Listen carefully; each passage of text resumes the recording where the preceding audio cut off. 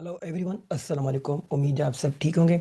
आज जो पेपर मैं सॉल्व कर रहा हूँ सेकेंडरी स्कूल टीचर का, जो general category paper type C है, जिसका इंग्लिश पोर्शन एमसीक्यूज 31 to 40 में सॉल्व कर रहा हूँ। So now let start. 31 item, which word is spelled wrongly. कौन सा वर्ड है जिसकी स्पेलिंग इनकरेक्ट है, रॉन्ग है? तो B option is correct, impertinent. असल में ये वर्ड जो है इम्पर्टिनेंट है। 32 item, which word is spelled wrongly. किस वर्ड की स्पेलिंग रॉन्ग है? तो जो answer C is correct, missionary. इसमें ARY होगा, इसमें ERY लिखा है।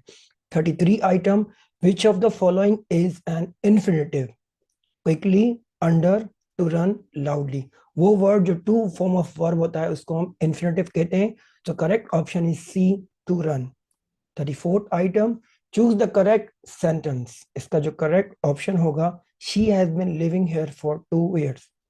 और सबसे पहले तो ये कैसे करेक्ट ऑप्शन है, हम जो टाइम पीरियड होता है जैसे 1 year, 2 year, 2 days, 3 months, उसके लिए हम फॉर यूज करते हैं। और दूसरी बात ये कि डी ऑप्शन में भी ये फॉर है, लेकिन ये जो स्ट्रक्चर है प्रेजेंट परफेक्ट कंटिन्यूस, उसमें ये यूज होगा, she has been living here for 2 years। उसके बाद 35 आइटम है, which of the following is not an example of a relative pronoun. कौन सा वर्ड है जो रिलेटिव प्रोनाउन नहीं है? विच, हु, दैट या बाय। बाय जो है वो रिलेटिव प्रोनाउन नहीं है, ये प्रीपोजिशन या एडवर्ब है।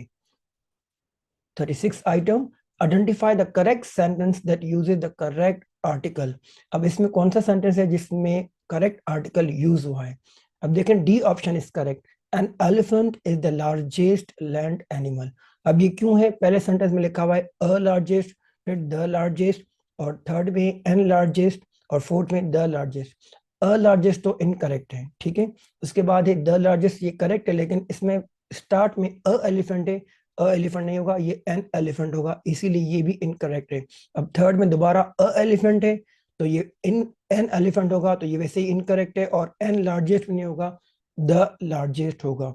So correct option is an elephant is the largest. अब जो लार्जेस्ट जो है वो एडजेक्टिव की सुपरलेटिव डिग्री है। 3 डिग्रीज होती हैं, पॉजिटिव, कंपैरेटिव और superlative. Largest is superlative degree.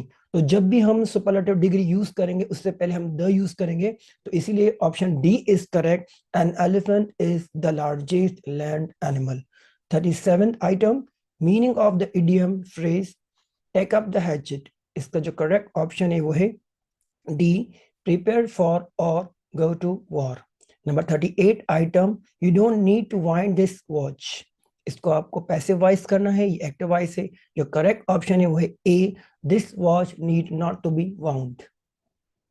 उसके बाद 39th item, the scheme permits investors to buy the shares from foreign companies. Active voice है, इसको आपको पैसिव वॉइस में चेंज करना है। Correct option is C, under the scheme, the investors are permitted to buy shares from foreign companies. 40 item, one word substitution occurring at night. तो इसका जो correct option है वो है बी, नॉकटर्नल। तो ये थे इंग्लिश पोर्शन के एमसीक्यू जो मैं अभी आपसे डिस्कस किए।